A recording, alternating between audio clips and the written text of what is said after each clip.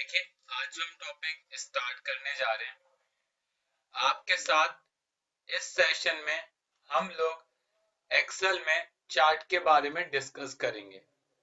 ये हमारी चार्ट की दूसरी क्लास है जिसमें आज हम आपके साथ चार्ट के टाइप डिस्कस करेंगे।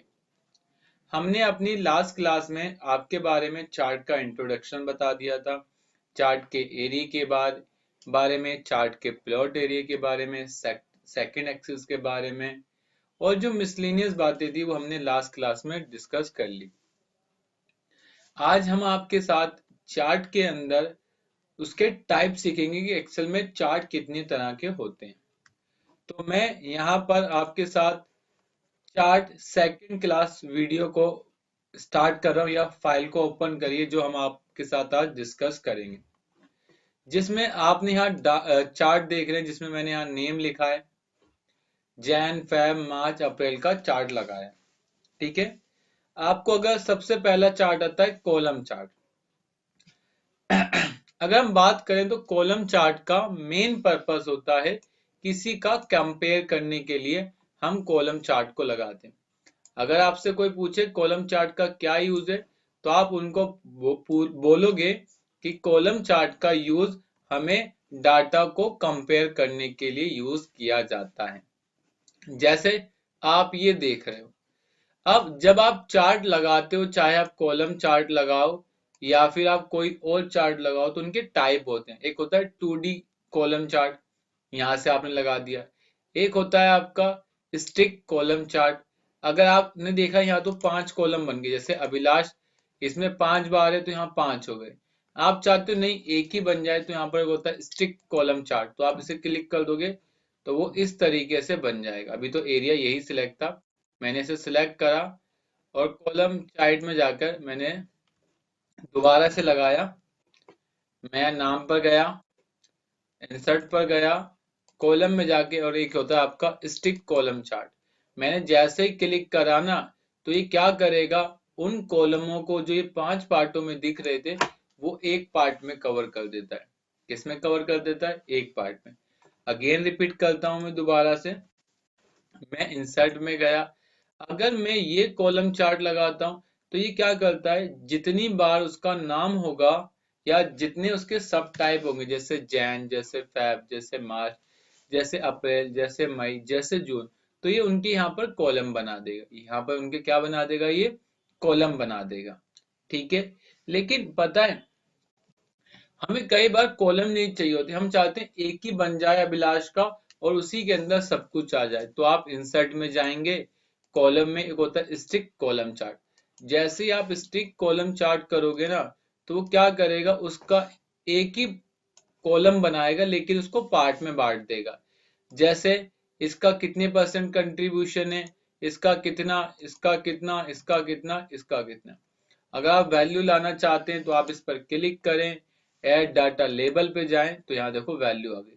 ये खाली जैन की वैल्यू आई। अगर आपको फैब की चाहिए तो फैब पर, अगर आपको मार्च की तो मार्च की, अप्रैल की तो अप्रैल की, और अगर आपको मई की वैल्यू चाहिए तो आप यहाँ से मई की वैल्यू भी ला सकते हैं। क्लियर है? तो इस तरीके से आपको पता चल जाएगा। एक होता है 100% स्टिक कॉलम चार्ट। अगर आप इंसर्ट में जाएं, कॉलम में जाएं, तो यहाँ पर मिलता है 100% स्टिक कॉलम चार्ट। जब आप इस पर क्लिक करोगे ना, तो ये क्या करेगा, उसको एक 100% में कन्वर्ट कर देगा। आप यहाँ गए, इसको 100% कॉलम में कन्वर्ट कर देगा। इस तरीके से हर किसी का एक 100% बना देगा, और उसके बाद ये देखेगा किसका कितना परसेंट कंट्रीब्यूशन है। जैन में इसका इतना कंट्रीब्यूशन है, मतलब 29% है, इसका इतने परसेंट, इसका इतने परसेंट, इतने परसेंट, इतने परसेंट, मतलब एक इसको पूरा 100% मान लेता है। ठीक है, और फिर उसके हिसाब से ये कंट्रीब्यूशन कर देता है। तो जब हमें कई बार ये देखना होता है कि अभिलाष का किस किस मंथ कितना कंट्रीब्यूशन है, तो हम इस तरीके से निकाल सकते हैं। क्लियर है? इसके बाद अगर हम कॉलम पर आए, तो कॉलम चार्ट में हमारे पास जो नेक्स्ट चार्ट मिलता है वो आता है 3D कॉलम चार्ट। तो ये 3D शेप में आएगा। इसके बाद अगर आप और कोई चार्ट की बात करो तो कॉलम में नेक्स्ट आएगा आपका, ये भी स्टिक कॉलम चार्ट आता है। अगर आपको सिलेंडर की फॉर्म में चाहिए तो आपका ये सिलेंडर की फॉर्म में आ जाएगा। अगर आप इसको किसी और फॉर्म में जाते हैं तो आप ला सकते हैं, कॉइन की शेप में ला सकते हैं, तो ये कॉइन की शेप में आ जाएगा। इसके बाद अगर इसे आप पिरामिड की शेप में चाहते हैं तो ये पिरामिड की शेप में भी आ जाएगा, इस तरीके से आपको दिखेगा। तो ये कॉलम के टाइप हो गए। क्लियर है? इसके बाद नेक्स्ट जो आता है कॉलम, जब आप कोई भी चार्ट लगाते हो तो उसके बाद जब आप डिजाइन में आओगे तो यहाँ पे चार्ट के लेआउट्स मिलते हैं। ये लेआउट्स भी बहुत मैटर करते हैं कि आप इसे किस तरीके से यूज करोगे। मैंने इसे ओपन करा, यहाँ पर आया और मैं यहाँ गया तो देखो सबसे पहले यहाँ मैं क्लिक करूंगा तो इस तरीके का है, यहाँ क्लिक करूंगा तो इस तरीके का है, ये इस तरीके का, ये इस तरीके का। लेकिन जो अब मैं 5 नंबर का लेआउट सिलेक्ट कर रहा हूँ ये सबसे ज्यादा यूज होता है। इस चार्ट में या इस 5 नंबर के लेआउट्स में सबसे अच्छा बेनिफिट ये है कि इसके अंदर डाटा ऑटोमेटिक उठ के आ जाता है। तो कई बार जब हमें प्रेजेंटेशन देनी होती है और सामने वाले को डाटा चार्ट पर दिखाना होता है तो हम इसमें 5 नंबर का लेआउट पिक कर लेते हैं, जिसमें हमारे डाटा में हमारा डाटा भी शो हो जाता है। क्लियर है? इतना आप लोग समझ गए होंगे। इसके बाद हम आगे चलते हैं। लेआउट्स के बाद ये हो गया हमारा कॉलम चार्ट। तो अगर आपसे कोई पूछे कॉलम चार्ट का यूज क्यों करते हैं, तो कॉलम चार्ट का मेन पर्पस होता है किसी चीज के कंपैरिजन करने के लिए हम यूज करते हैं। इसके बाद जो हमारे पास नेक्स्ट चार्ट आता है वो होता है हमारे पास लाइन चार्ट। लाइन चार्ट का यूज हम फ्लो चेक करने के लिए करते हैं। अगर हम लाइन चार्ट में जाएं, इंसर्ट में जाएं, तो लाइन चार्ट का मेन पर्पस तो लाइन चार्ट का मेन पर्पस फ्लो देखने के लिए होता है कि हम किस महीने ऊपर जा रहे थे, किस महीने नीचे, या डे वाइज। तो हमें जब फ्लो देखना होता है तो उसके लिए हम कौन सा यूज करते हैं, लाइन चार्ट। लाइन चार्ट में भी 5 नंबर का लाइन चार्ट सबसे ज्यादा यूज होता है। और फिर इसके अपने अपने डिजाइन है, आपको जो भी डिजाइन पसंद हो आप अपने डिजाइन को पसंद कर सकते हो। अगर आपको वैल्यू लानी है तो राइट क्लिक करें, एड डाटा लेबल पर क्लिक करेंगे तो वो वैल्यू भी आपको शो हो जाएगी। क्लियर है? इतना समझ आ गया। लाइन चार्ट के बाद आता है pie chart, the most important chart, जिसे हम कहते हैं पाई चार्ट। पाई चार्ट का यूज होता है कंट्रीब्यूशन निकालने के लिए। अगर मैं इस डाटा में चाहता हूं कि इस डाटा में किसका कितना परसेंट कंट्रीब्यूशन है, तो आप इसमें इंसर्ट में जाएं और यहां से पाई चार्ट लगा दें। जब आप पाई चार्ट लगाएंगे तो आप यहां से कंट्रीब्यूशन देख सकते हैं किसका कितना है, तो ये हिस्सा बन जाता है। आपको अगर वैल्यू चाहिए तो आप इस पर राइट क्लिक करें, ऐड लेबल पर जाएं तो यहाँ से वैल्यू आ जाएगी। इसके बाद अगर आप इसे 3D शेप में करना चाहें तो आप इसे 3D शेप में भी कन्वर्ट कर सकते हैं। तो ये आपका इस तरीके से हो जाएगा। क्लियर? इसके बाद नेक्स्ट है आपके पास इसके डिजाइन की, तो आप इसे किसी भी डिजाइन में कन्वर्ट कर सकते हैं। अगर आपको कोई हिस्सा अलग करना है तो उसे डबल क्लिक करें और आप उसे इस तरीके से अलग कर सकते हैं, इस तरीके से अलग कर सकते हैं। ठीक है?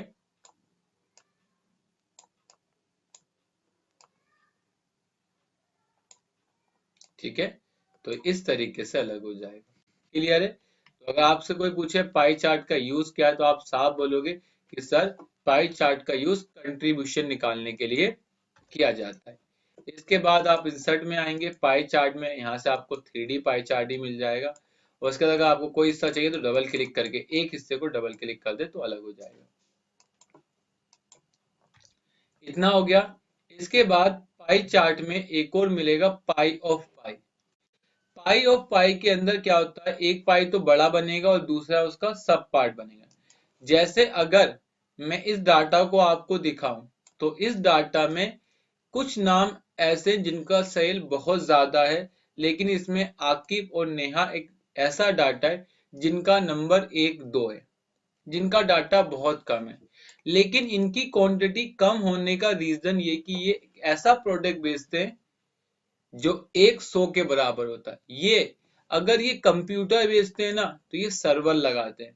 एक सर्वर की कीमत 7.5 लाख रुपए है। ये एक सर्वर इन्होंने बेचा। इन्होंने 10 कंप्यूटर बेचे 20-20 हजार रुपए के। तो हमें उन लोगों को अलग करना है जो इस तरह के काम करते हैं। हम उन्हें अलग तरीके से दिखाना चाहते हैं, तो आप उसमें पाई ऑफ पाई ले सकते हैं। जब आप पाई ऑफ पाई लगाएंगे तो आपसे एक रिक्वेस्ट है कि सबसे पहले डाटा को शॉर्टिंग कर लें, ताकि जो आपकी सबसे लोएस्ट वैल्यू है वो नीचे आ जाए। उसके बाद आप इंसर्ट में जाएं, इंसर्ट के बाद पाई में आए और यहाँ सिलेक्ट कर लें पाई ऑफ पाई। जैसे ही आप पाई ऑफ पाई सिलेक्ट करेंगे तो आप देखेंगे कि यहाँ पर आपको डाटा शो हो जाएगा। क्लियर है? जिसमें आपको ये वैल्यू शो हो जाएगी। ये दो हिस्से अलग दिखाएगा। इसके बीच में अगर आपको गैप कम करना है तो आप यहाँ से गैप भी कम कर सकते हैं। राइट क्लिक करें, फॉर्मेट डाटा, सीरीज पर जाएं और आप यहाँ से टुगेदर करके इनका गैप भी कम कर सकते हैं। ठीक है, ये रहा। यहाँ आ जाए, आप इनके बीच का गैप कम कर सकते हैं इस तरीके से। ठीक है, अगर गैप खत्म करना है तो आप बिल्कुल पास में ले आए, तो आप इस तरीके से कर सकते हैं। अगर आप इसे स्मॉल करना चाहते हैं तो आप इस तरीके से स्मॉल, बिग, इस तरीके से आप कर सकते हैं। ये आपके ऊपर है कि आप इसे किस तरीके से दिखाना चाहते हैं। क्लियर है? तो हमारे को जैसा पसंद होगा हम उस तरीके से इसको दिखाएंगे। तो हम कोशिश करते हैं कि दोनों को सिमिलर रखें। क्लियर है? इसके बाद अभी ये दो को ही डिवाइड कर रहा है। ये कितने पार्टों में? दो नहीं है, ये 4 पार्टों में बटा है। 1, 2, 3 और 4। मैंने कहा नहीं सर मुझे 2 ही चाहिए, तो आप राइट क्लिक करो, ऑप्शन में जाओ, यहाँ 4 है, 2 कर दो, तो इस तरीके से शो करेगा। क्लियर है? तो 2 इस तरीके से शो करेगा। क्लियर है? तो आप इसे कन्वर्ट भी कर सकते हैं। उसके अगर से वैल्यू चाहिए तो लेबल पे क्लिक कर दो, तो यहाँ वैल्यू आ जाएगी। सीरीज, कैटेगरी नेम, वैल्यू, तो आपको यहाँ से वैल्यू भी मिल जाएगी। क्लियर है? इतना समझ आ गया? पाई और पाई के बाद आता है बाल चार्ट। क्या किसका चार्ट आता है? आपका बाल चार्ट आता है। आप इंसर्ट पे जाएंगे, बाल चार्ट पे जाएंगे और यहाँ से क्लिक कर देंगे। जैसे ही आप बाल चार्ट पे क्लिक करेंगे तो एक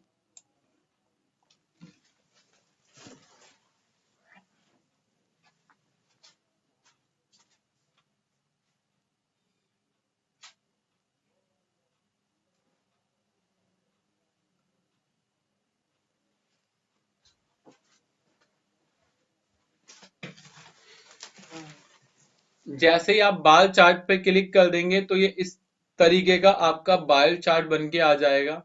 बाल चार्ट हम तब बनाते हैं जब हमारे डाटा में अगर नेगेटिव वैल्यू है और या पॉजिटिव वैल्यू, तो दोनों को देखने के लिए हम बार बनाते हैं। सपोज मेरे डाटा में कुछ नेगेटिव वैल्यू, तो मैंने यहाँ माइनस लिख दिया, यहाँ माइनस कर दिया, यहाँ माइनस कर दिया, तो इस तरीके का बार बन जाएगा। ये मेरा बार बन गया। इसके बाद आप इसे क्लिक करें, इसके बाद कहाँ जाएं? फॉर्मेट एक्सिस पर जाएं और आप इसे चेंज कर सकते हैं। जैसे आप इसे एक्सिस को क्या कर दें, यहाँ पर दिख रही है तो अजीब सी लग रही है ना, तो आप क्लिक कर दो यहाँ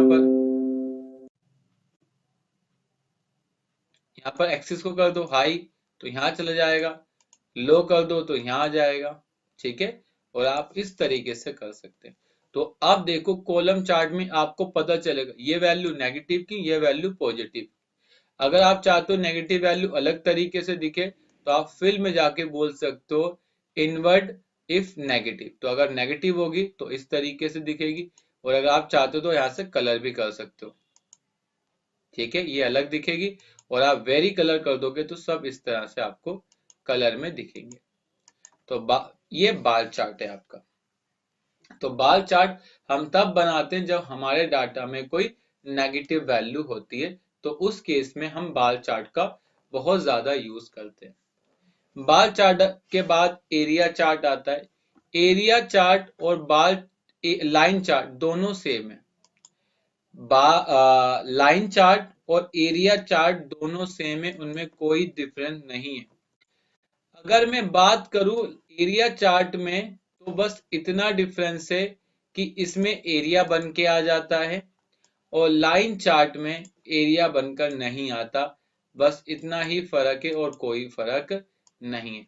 अगर आप इन चार्टों को देखना चाहते हैं तो आप इजी तरीके से देख सकते हैं कि इनमें कोई भी डिफरेंस नहीं है, दोनों चार्ट सेम है।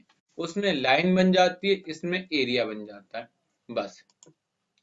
लेकिन अगर आपके पास दो तरह की सेल है और अगर आप उनमें ही कंपेयर करना चाहते हो एरिया चार्ट के थ्रू, तो आप कर सकते हैं। जब आप एरिया चार्ट लगाएं तो आप यहां से ले लें 100% स्टिक, या फिर ये ले लें 100 स्टिक एरिया चार्ट। तो जब आप ये चार्ट लगाएंगे तो जो आपकी ये वैल्यू होगी वो आपका सेल 1 होगी और जो ये वैल्यू होगी ये सेल होगी।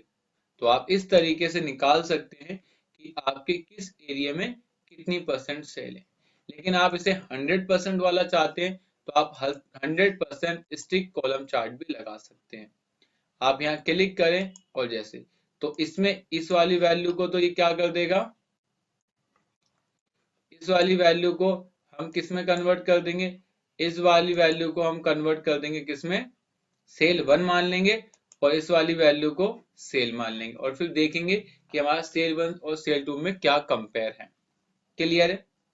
इसके बाद हमारे पास आता है scatter column chart. Scatter chart, अगर आपके डाटा में नंबर ऑफ पर्सन ज्यादा हैं या आपके डाटा में बहुत ज्यादा वैल्यू है, आप चाहते हो कि अगर मैं कॉलम चार्ट लगाऊंगा तो ये मिक्स हो जाता है, मैं इसमें पाई चार्ट नहीं लगा सकता, मैं इसमें लाइन चार्ट नहीं लगा सकता, मैं इसमें बार चार्ट नहीं लगा सकता, मैं एरिया चार्ट नहीं लगा सकता, तो मैं स्कैटर चार्ट लगा दूंगा। जब मैं स्कैटर चार्ट लगाऊंगा तो ये कुछ इस तरीके से शो करेगा।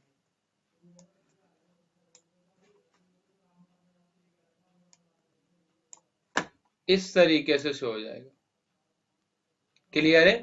अब जब ये स्कैटर चार्ट आ जाएगा तो आप यहाँ पर डॉट देखेंगे, ये मोहित है, इस पर क्लिक करेंगे तो ये अभिलाष है, इस पर क्लिक करेंगे तो ये मोहित है, इस पर क्लिक करेंगे तो ये करिश्मा है, इस पर क्लिक करेंगे तो ये इस तरीके से आपको देगा। आप इनको चेंज भी कर सकते हैं। कैसे? आप इस पर राइट क्लिक करें, फॉर्मेट सीरीज पर जाएं और यहाँ से मार्कर ऑप्शन में जाके आप यहाँ से जो आपको पसंद है वो सिलेक्ट कर लें और साथ साथ आप इसके साइज को कैसा रखना चाहते हैं आप वो यहाँ से कर सकते हैं। इसका लाइन साइज क्या रखना चाहते हैं, ठीक है, लाइन का स्टाइल कैसा रखना चाहते हैं, ठीक है, उसके बाद मार्कर लाइन कैसी होनी चाहिए, इसका साइज कैसा होना चाहिए, तो आप सब इसके अंदर डिसाइड कर सकते हैं। ये सब आपके ऊपर डिपेंड करता है, ठीक है। आप इसका साइज बढ़ा दोगे तो इस तरीके से आपको शो हो जाएगा। तो स्कैटर चार्ट हम तब यूज करते हैं जब हमारे एरिया में वैल्यू ज्यादा होती है और उन्हें हमें अच्छे तरीके से दिखाना है तो हम उसमें क्या लेते हैं, स्कैटर चार्ट लेते हैं। जैसे आप यहाँ देख सकते हैं, अगर जो आप हमारा पहला वाला चार्ट देखते जो हमने डिलीट कर दिया था इस डाटा के अंदर, तो आप देख सकते हैं कि वो चार्ट इससे ही बना था क्योंकि वो डाटा हमारा हैवी था। तो ये देखिए, ये मैंने इस तरीके से डिजाइन करा, बट डिजाइन के लिए जाकर यहाँ से मैंने ये ले लिया और इसको इस तरीके से डिजाइन कर दिया था। क्लियर है? तो ये आपको इस तरीके से दिख गया।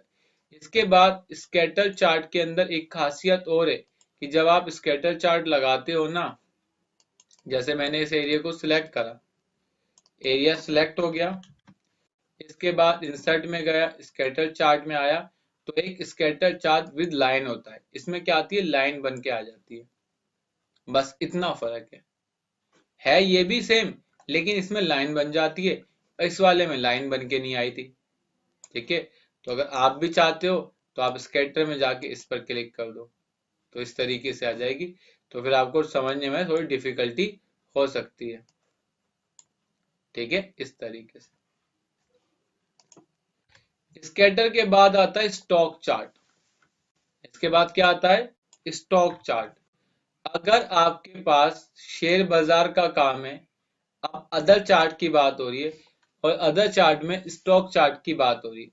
अगर आप लोग अगर आप लोग स्टॉक बाजार का काम करते हैं, आप चाहते हो कि मेरी एक दिन में हायर वैल्यू क्या थी, मेरी लोअर वैल्यू क्या थी और किस दिन मेरी मार्केट बंद हुई, मैं ये देखना चाहता हूं, तो मैं अदर चार्ट में जाके और यहाँ पर क्लिक कर दूंगा हाई लेवल क्लोज। तो यहाँ पर जैसे ही क्लिक करूंगा तो यहाँ एक चार्ट बन के आ जाएगा। इस चार्ट में आपको कुछ बताया जाएगा, यहाँ एक लाइन खींचेगी, वो लाइन पता कैसे बनेगी कि आपकी स्टार्टिंग पॉइंट, आपकी हायर और आपकी जो लोअर होगी उसको लेकर यहाँ पर एक लाइन बन जाएगी। उसके बाद क्लोज कब हुई 55 पे, तो यहाँ पर एक मार्क बन जाएगा इस तरीके से। ठीक है, ये रहा। यहाँ क्लिक करें, हाइलाइट्स पे जाएं और इसे आप सॉलिड कर दें तो आप इस तरीके से देख सकते हैं। ठीक है, ये रहा।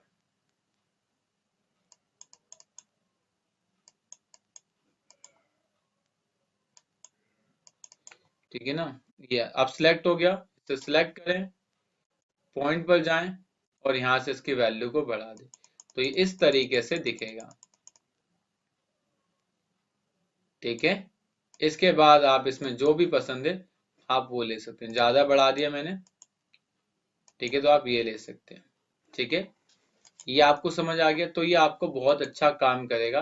तो अगर आप इस तरह का बाजार में काम करते हैं जिसमें आपकी हायर और लोअर वैल्यू होती है, तो हायर और लोअर के लिए एक डंडा बन जाएगा और जिस दिन मार्केट क्लोज होगी उसके बीच में ये क्या बना देगा, एक डॉट लगा देगा, जिससे आप ये इंडिकेट कर सकते हैं कि आपकी इस दिन बाजार बंद हो रहा है। ठीक है, तो आप इस तरीके से लगा सकते हैं। ठीक है, इस तरीके से इसे बड़ा कर दो तो ये इस तरीके से बड़ा हो जाएगा। ओके, लेकिन आप चाहते हो नहीं सर मुझे ये भी पता चले मेरी ओपनिंग कितने पे हुई थी, मेरी हायर कितनी हुई, फिर मेरी लोअर कितनी हुई और फिर मेरी क्लोजिंग कितनी हुई, तो आप इस तरीके से लगा सकते हैं। इसके लिए आप क्या करेंगे, दोबारा इसको सिलेक्ट करेंगे, इंसर्ट में जाएंगे, अदर चार्ट में जाएंगे और तो यहाँ पर आपको मिल जाएगा opening, high, lower and close. तो यहाँ पर जब ओपन हुई तो यहाँ मिलेगा, जब क्लोज हुई, जब लोअर थी और जब मार्केट बंद हुई। तो इस तरीके से पहले आपको पता है ये डंडा कब बनता है, जो आपकी हायर और लोअर थी उसके लिए यहाँ पर एक डंडा बन जाता है, और जिस दिन मार्केट स्टार्ट हुई वहां से लेकर और कितनी अप हुई उसके बीच में ये बॉक्स बन जाता है। अगर मैं कहता हूँ एक का डिफरेंस हुआ देखो बॉक्स छोटा हो जाएगा, अगर मैं दो का तो बॉक्स बड़ा, तीन का तो बड़ा, तो इसके हिसाब से बनता है। क्लियर है? इसके बाद इतना समझ में आ गया बॉक्स कब बनेगा, जब तुम्हारी ओपनिंग और तुम्हारी क्लोजिंग जो वैल्यू होगी उसके बीच का जितना डिफरेंस होगा उतना चौड़ा बॉक्स बनेगा। अगर मैं कहता हूं मार्केट नुकसान में गई, 30 हो गई, तो देखो ब्लैक कलर से हो जाएगा, 50 हुई तो व्हाइट, 70, 80, 90, तो इस तरीके से आपको शो करेगा ये। ठीक है, तो आप इस तरीके से देख सकते हैं। इसके बाद नेक्स्ट चार्ट आता है हमारे पास, डे आउट चार्ट। ये पाई चार्ट की तरह ही चार्ट होता है लेकिन थोड़ा सा अलग होता है। पाई चार्ट में आपने देखा है कि आप यहाँ से पाई चार्ट लगाते हैं, लेकिन आपको पता है पाई चार्ट में एक डिसएडवांटेज है क्या, कि पाई चार्ट खाली एक के लिए होता है, लेकिन अगर आपके डाटा में एक से ज्यादा लोग हैं तब, जैसे मुझे इसका पाई चार्ट बनाना है तो पॉसिबल नहीं, तो उसके लिए मैं डे आउट चार्ट बना दूंगा। वो कहाँ जाऊंगा, इंसर्ट में आऊंगा, यहाँ जाऊंगा और यहाँ पर एक होता है इसे क्लिक कर लूंगा तो ये मेरा चार्ट बन जाएगा। हम आपको आने वाली क्लास में प्रोसेस चार्ट दिखाएंगे कि आप प्रोसेस चार्ट किस तरीके से बनाओगे, तो आप इसी तरीके से बनाओगे। आपका जो स्पेक्ट्रोमीटर होता है ना, जो आपने देखा होगा बाइक में होता है, वो भी बहुत से लोग एक्सेल में चार्ट बनाते हैं, वो भी इससे ही बनता है। क्लियर है? तो जब आपको एक से ज्यादा वैल्यू का पाई चार्ट बनाना है तो उसमें आप डे आउट चार्ट को बनाओगे। इसके बाद आप इस पर वैल्यू को क्लिक कर दो, वैल्यू आ जाएगी और फिर आपको जैसे यूज करना है तो आप इस तरीके लिए कर सकते हो। तो आप याद रखना अगर आप एक से ज्यादा वैल्यू यूज करते हो तो उस केस में आप इसका यूज करेंगे। इसके बाद हमारे पास नेक्स्ट चार्ट था, वो था सरफेस चार्ट। सरफेस चार्ट का यूज देखो मुझे अभी तक नहीं समझ आया कि ये किसके लिए बनाया गया है। अगर मैं सरफेस चार्ट को क्लिक करूं तो एक ना अजीब सी रेखा बन जाती है, जैसे लगता है कि एक स्पाइडरमैन की ये जाल हो, इस तरीके से दिखता है। ठीक है, जैसे मैंने इसको सिलेक्ट करा, यहाँ गया और उस पर क्लिक कर दूंगा तो इस तरीके का एक चार्ट बन जाता। अब समझ नहीं आता इस चार्ट का बेसिकली यूज क्या है, ये चार्ट हमें क्या दिखाना चाहता है। बस यही रीजन है कि इस चार्ट को आज तक नहीं समझ पाए हम लोग। इसके बाद आता है बबल चार्ट।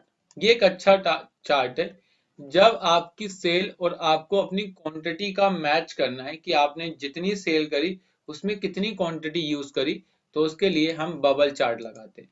तो आप यहाँ आएंगे बबल चार्ट, और जैसे ही आप बबल चार्ट पर क्लिक करोगे ये इस तरीके का होगा। याद रखना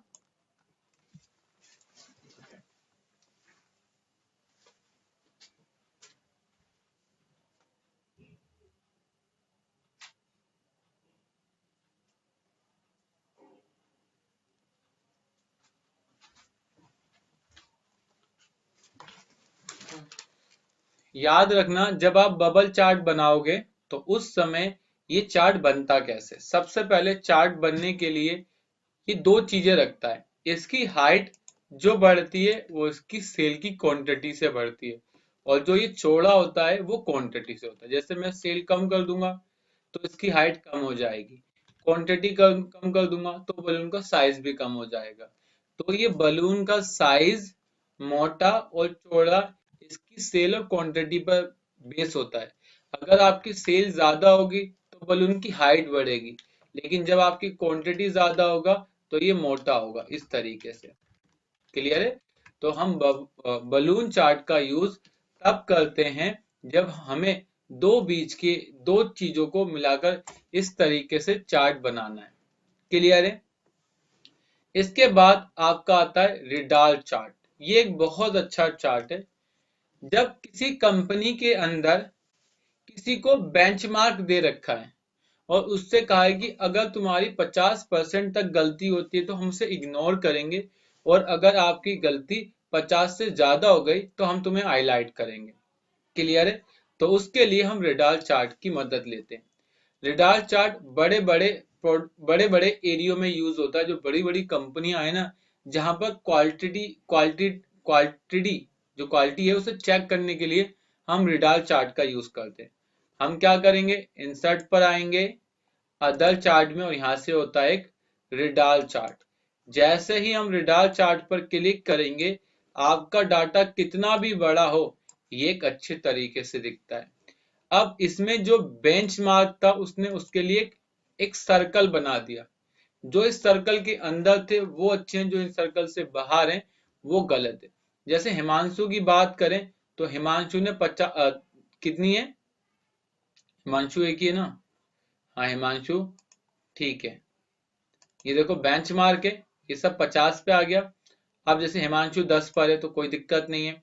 लेकिन अगर हम 59 वाली की बात करें रिया की, तो यहाँ से रिया ये रहा। अब देखो रिया,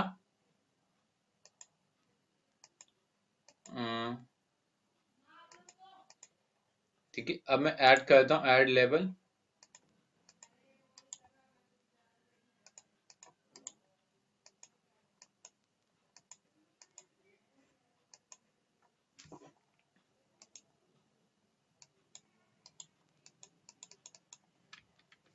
दोबारा लगाया, शायद कोई दिक्कत हो रही है, इसे डिलीट करते हैं।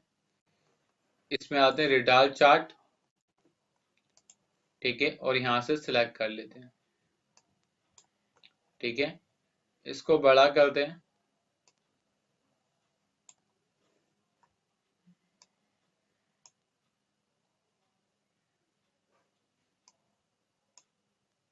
ठीक है, तो देखिए रिया यहाँ पर शो कर रहा है आपको। ठीक है, रिया के बाद अगर हम इसका देखें, अच्छा यार देखो रिया दो हैं, तो एक रिया ये है और एक रिया ये है। ठीक है, ये देखो 59 पे यहाँ आ रहा है। अब यहाँ से डाटा लेबल कर दें तो ये 59 आ रहा है, और जो ये था वो ये 4 वाला रिया था। क्लियर है। तो इस तरीके से यूज कर सकते हैं, मतलब इसमें सबसे बड़ी एडवांटेज ये होती है कि ये जो आपने बेंचमार्क दे रखा है कि इतने तक माफ, इससे ऊपर गया तो हम आपको पकड़ लेंगे, तो ये उसके लिए एक एरिया बना देता है, और उसके अंदर कोई होता है तो वो अच्छा है, और जो उसके बाहर जाता है वो गलत हो जाता है। तो हम रिडाल चार्ट का यूज कर सकते हैं। इसके अंदर इसके डिजाइनिंग बहुत अच्छे हैं, आप इसके डिजाइन ले सकते हैं, साथ साथ आप इसे अलग तरीके से प्रेजेंट करने का काम भी कर सकते हैं। ये एक रिडाल चार्ट के अंदर यूज होता है। क्लियर है? रिडाल चार्ट के बाद लास्ट जो आता है वो आता है वाटरफॉल चार्ट। ये 2007 के अंदर नहीं मिलता, ये 2009 के अंदर मिलता है। मैंने क्या करा, मैंने इस शीट को बंद करा और एक्सेल 2019 को ओपन करा। मैंने इसे बंद करा और एक्सेल 2019 को आपके साथ ओपन करा। जब मैंने एक्सेल 2019 को ओपन करा, फिर मैं होम पर गया, होम पे जाने के बाद मैं ब्राउज पर गया, और उसके बाद ई ड्राइव में गया, ई ड्राइव के बाद मैं गया किसमें, नॉर्मल एक्सेल में, और यहां से मैंने उस चार्ट वाली फाइल को ओपन करा। इसके अंदर लास्ट जो टॉपिक है वो है आपका वाटर फ्लो चार्ट। इस चार्ट का यूज हम इसलिए करते हैं कि अगर हमें ये पता करना है कि हमारी किस क्वार्टर में कितनी टर्नओवर हुई है, तो हम ये पता करने के लिए क्या निकालते हैं, वाटर फ्लो चार्ट बनाते हैं। जैसे मैं इसको थोड़ा सा हाइड करता हूँ, यहाँ पर आता हूँ इंसर्ट में, इंसर्ट के बाद मैं यहाँ जाता हूँ, आपका एक होगा अदर चार्ट, ये रहा, ठीक है। इंसर्ट आप जैसे ही क्लिक करोगे तो ये एक चार्ट बन जाएगा, जिसमें आपकी पहली क्वार्टर 385 थी, फिर आपकी दूसरी क्वार्टर में 123 का नुकसान हुआ, तीसरी क्वार्टर में आपको 675 का प्रॉफिट हुआ, फिर इतने का नुकसान, और नेट इनकम आपकी 770 आ गई। तो हम वाटर फ्लो का चार्ट बेसिकली फाइनेंशियल मॉडलिंग के लिए करते हैं कि हमें एक्चुअल में इस साल कितने रुपए की प्रॉफिट हुआ, उसे निकालने के लिए हम इस चार्ट का यूज करते हैं। क्लियर है? तो ये हमारे एक्सेल में चार्ट थे, जिसमें column chart, line chart, pie chart, bar chart, pi of pie chart, scatter chart, ठीक है, बबल चार्ट, रेडाल चार्ट, ठीक है, day out chart, stock chart, ये हमने आपके साथ डिस्कस करे। लेकिन अब इनमें ये तो सेम था कि इन्हें लगाओ चार्ट बन जाता है, लेकिन आने वाली जो आपकी नेक्स्ट क्लासेस होंगे इसमें हम एडवांस सिखाएंगे। जैसे हम आपको बैटरी चार्ट बना के दिखाएंगे कि अगर आपको एक्सेल में बैटरी चार्ट बनाना है तो आप किस तरीके से बनाएंगे, ठीक है। अगर आप मैन वाला चार्ट बनाना चाहते हैं, जो बैटरी का सिम्टम होता है, आप वो बना सकते हैं। ये प्रोसेस चार्ट कैसे बनाना है, जैसे अटेंडेंस चार्ट बनाया है तो बैटरी बढ़ रही है तो ये अपने आप बढ़ रहा है, ठीक है, बैटरी घटेगी तो अपने आप चार्ट घट जाएगा। इस तरीके से आप बना सकते हैं, ये सब चार्ट के थ्रू बना है। तो जब हमें अपनी प्रेजेंटेशन अच्छी रखनी होती है तो हम इस तरीके से चार्ट बनाते हैं। वैल्यू को कम करोगे, चार्ट देखो अपने आप कम होता जाएगा, ठीक है। तो लग रहा है ना ऑटोमेशन हुआ है, बट मैंने इसे मैन्युअली करा है, कोई कोडिंग वोडिंग यूज नहीं हुई इसके अंदर। तो आप इस तरीके से इसका यूज कर सकते हैं। इसके बाद जब आप चार्ट लगाते हो तो 2019 में जब आप चार्ट के अंदर आओगे तो यहाँ पर एक मिलता है मैप। जब आप मैप पर क्लिक करोगे तो यहाँ पर एक चार्ट आ जाता है, ठीक है। इसके बाद आप यहाँ पर जाएं, मैं क्या करता हूँ, कोई एक डाटा ले लेता हूँ, मैं इस डाटा को कॉपी करा और यहाँ जाके कंट्रोल वी के साथ पेस्ट कर दिया, इसको डिलीट कर दिया, ठीक है, ठीक है। अब मैं क्या करता हूँ, यहाँ लिख देता हूँ इंडिया, यूएसए, ठीक है ना, शायद इन्हीं दो को लिख के सिलेक्ट करता हूँ वैल्यू, ठीक है। ये मैप चार्ट था, शायद मैप का हमें दिखा दें। हम यहाँ जाएंगे किसमें, मैप, और मैप पर क्लिक करेंगे,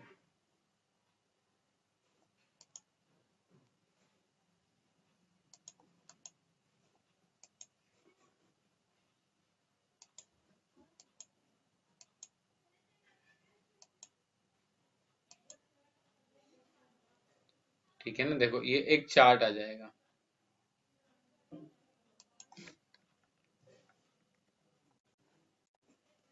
तो ये मैप के लिए चार्ट यूज होता है।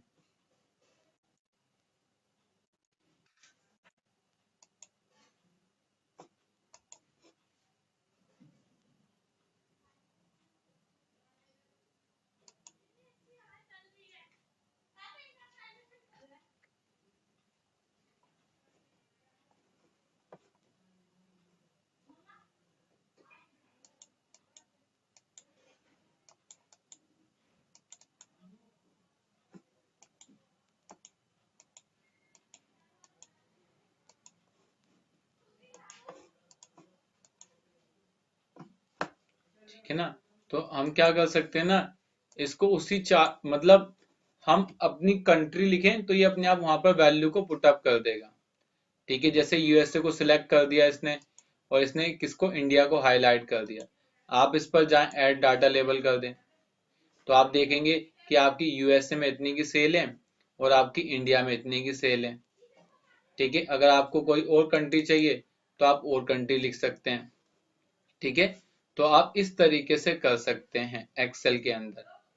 ठीक है, तो अगर आपको इस तरीके से डाटा मेंटेन करना है कंट्री वाइज, तो उसके लिए भी आप इंसर्ट में जाकर यहां से मैप चार्ट इंसर्ट कर सकते हैं। अगर आप मोर पर क्लिक करोगे तो मोर पर यहाँ पर और भी चार्ट आपको गिवन है, लेकिन ये चार्ट सबसे अच्छा आपके लिए, आप सिटी के हिसाब से अगर आप कंट्री वाइज बनाना चाहते हैं तो ये आपके लिए बेस्ट रहेगा। ठीक है, इतना समझ आ गया। इसके बाद नेक्स्ट आगे चलते हैं। इंसर्ट में जब ये मैप चार्ट खत्म हो गया तो इसके बाद नीचे मिलता है हमें ओपन 3D मैप। तो हम यहाँ से 3D मैप भी ला सकते हैं।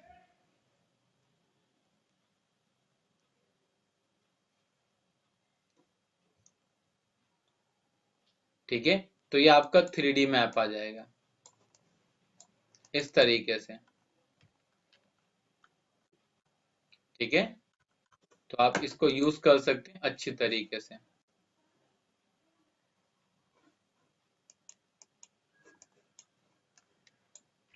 ठीक है, जैसे इंडिया देखना है तो आप यहाँ से इंडिया देख सकते हैं, तो ये मैप आ जाएगा आपका।